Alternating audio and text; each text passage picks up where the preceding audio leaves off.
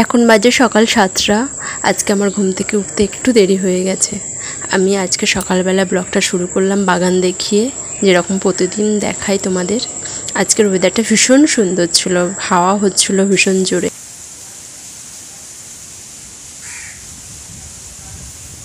সকালের কাজ মিটিয়ে আমি চা খেতে বসলাম আমার জন্য আর শ্বশুরমশাইয়ের জন্য। আমার হাজব্যান্ড অনেক সকালেই বেরিয়ে গেছে, আর চলে এলাম 3টে ডিম রান্না করব বলে। এই 3টে ডিম আমি কষা করব, ডিম কষা আজকে বানাবো সাধারণভাবে ঘরোয়া পদ্ধতিতে। আমার ডিম কষাটা একটু অন্যরকম হবে, আমি এতে কোনো আলু টালু দেবো না। এখানে আমি ময়দার একটা ব্যাটার তৈরি করে নিয়েছি, কারণ গোলা রুটি বানাবো বলে। তোমাদের কার কার এরকম গোলা রুটি খেতে ভালো লাগে? আমার তো ভীষণ ভালো লাগে। আমার শ্বশুরমশাইয়ের জন্য আমি তুলে নিলাম একটা, আর তার সাথে পাকা আম, সকালের ব্রেকফাস্ট। তারপরে আমি চলে এলাম এই কাঠবিড়ালিটাকে দেখাবো বলে। কাঠবিড়ালিটা কেমন ডেকেই যাচ্ছে। এরপর আমি কড়াইয়ে তেল দিয়ে দিয়েছি, ডিম কষাটা তৈরি করব। ডিমগুলো প্রথমে সিদ্ধ করে নিয়েছিলাম, তারপরে এই ডিমগুলো লাল লাল করে ভেজে নেব। 3টে ডিম আমি লাল লাল করে ভেজে তুলে রাখবো। তারপর আমি সাধারণ পদ্ধতিতে কীভাবে ডিম কষাটা করি তোমরা দেখতে থাকো।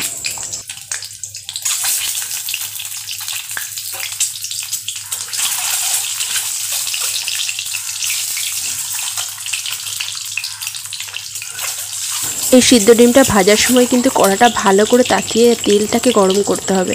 পাশে আমি ডাল সিদ্ধটা বসিয়ে দিয়েছিলাম, কারণ ডাল আর ডিম কষা তৈরি হয়। এরপর লাল লাল করে ভাজা হয়ে গেলে আমি তুলে নিয়ে ওই তেলেতেই আরও একটু তেল দিয়ে দিলাম। এরপর সাদা জিরে একটু দিলাম।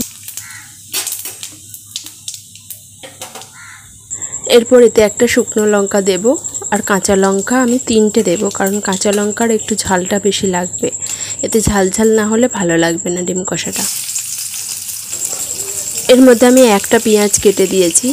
এই পেঁয়াজটা একটু লাল লাল করে ভাজবো, তারপরে আমি মশলাগুলো দিয়ে দেবো। একটু লাল লাল করে আমার ভাজা হয়ে গেছে।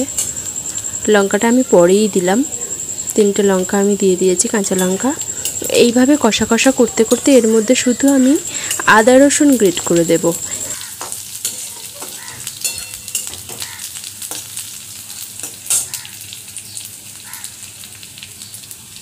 এই 4টে রসুনের কুয়া আর একটু আদা।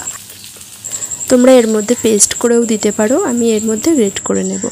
আর পরিমাণ মতো হলুদ, নুন, চিনি দিয়ে ভালো করে কষতে থাকবো। অনেকটাই কষতে হবে, লাল লাল মতো হবে, কারণ এর মধ্যে আদা রসুনের গন্ধটা থাকলে আবার ভালো লাগবে না। একটু জল ছিটিয়ে ছিটিয়ে আমি কষতে থাকবো। যে কোনো কষা দেখবে একটু জল দিয়ে দিয়ে কষলে ভালো হয়। তেল যখন বেরোতে থাকবে, আমার কষাটা হয়ে গেছে, এই তেল ছেড়ে দিয়েছে। এরপরে আমি জল ঢেলে দেব।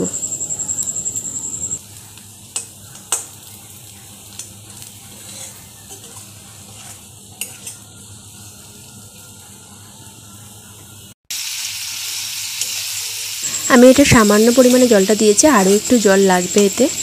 এটা দিয়ে একটু নেড়ে নিলাম, তারপরে আমি পরিমাণ মতো জল দিয়ে দিলাম। জলটা যখন ফুটতে শুরু করবে তখনই আমি ডিমগুলো দিয়ে দেব। আর ডিমগুলো মাঝখান থেকে একটু খুন্তি দিয়ে চিড়ে দিলে তাহলে এর ভিতরে নুন মশলা যা আছে সব ঢুকে যাবে, আর টেস্টটাও বেশি হবে।